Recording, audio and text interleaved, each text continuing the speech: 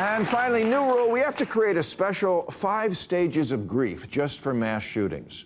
The one we have, anger, denial, bargaining, depression, and acceptance, that's fine for personal grief. But if it's political at all, we should acknowledge our 5 stages really are, someone on your side definitely did it. This theory I saw on the internet proves I'm right. Fuck you, you're why everything is terrible. I know you are, what am I? And please don't be the same ethnic group as me.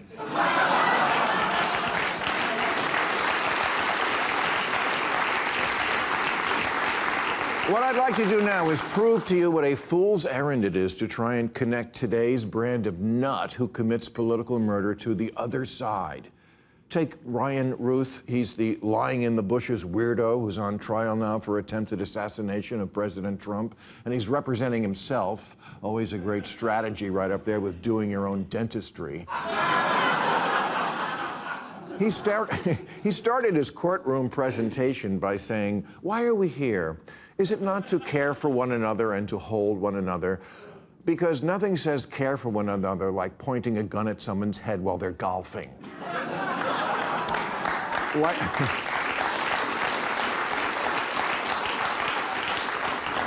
Like all these killers, his politics was all over the map. He somehow supported both Bernie Sanders and Vivek Ramaswamy, 2 guys who you couldn't sit next to each other at a wedding. And his choice in 2016 was Trump.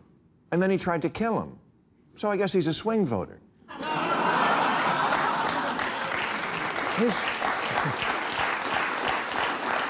His politics are so in the weeds, he was literally in the weeds. Trump's other would-be assassin, Thomas Crooks, a.k.a. McLovin, had donated money to Democrats. So Republicans said, well, there you go. A liberal who took it too far and wanted Trump dead. Except investigators believe Crooks left hundreds of social media comments that were anti-immigrant. Then why shoot the most anti-immigrant president we ever had? And Crooks, a registered Republican, had also been researching Biden's travel schedule. So it looks like he would have been just as happy to shoot him. Or Princess Kate, who it seems he'd been casing as a potential target. So he was the worst kind of lone gunman, a slut.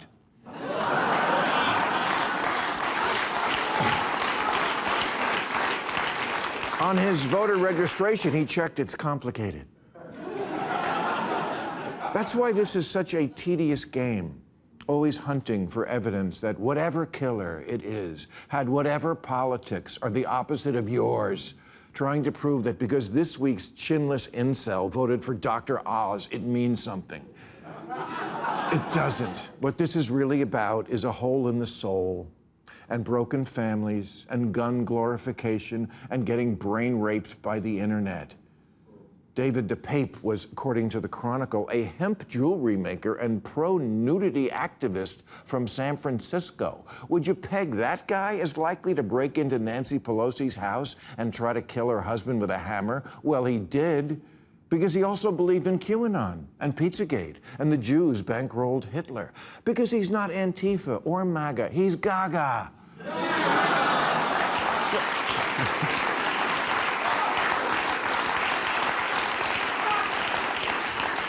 So was Cody Balmer, who set fire to the house of the governor of Pennsylvania, as one does when you're fed up with politics.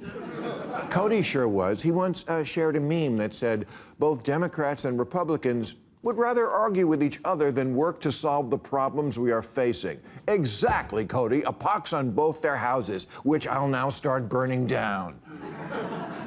This is not about politics. Have you people really never had a bipolar girlfriend?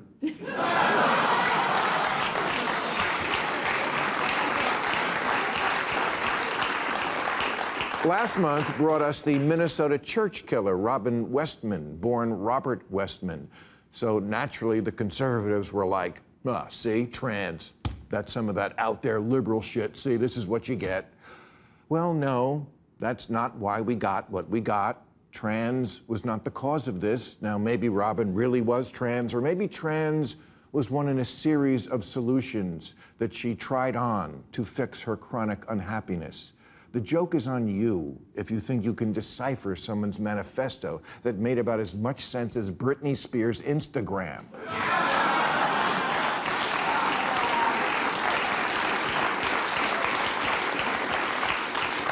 She displayed a Defend Equality sticker with the LGBT flag, which is very woke, but then also spoke of her hatred for filthy Zionist Jews.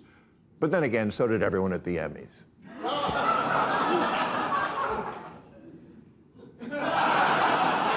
And now Tyler Robinson. And again, we have to play the game where we each day find a tidbit about another confused, knowledge-free, I want you to hurt like I do, asshole, searching for a reason to do something insane so he can LOL over watching the supposedly sane people try to make sense of it. A kid brought up conservative in Utah who looks like every white kid who holds a rifle on a Republican's Christmas card.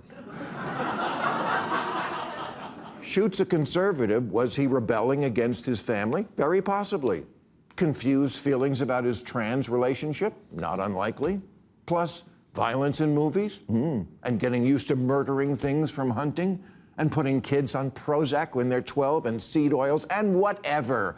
Politics? I wish this was about politics. It's actually so much worse. It's about nihilism, about not believing anything, about living in an online world that's one big inside joke about how stupid and useless is the America that conventional people of both parties are still living in. This kid cared about furries, not foreign policy. Because in America, life isn't black and white. It's 50 Shades of Cray.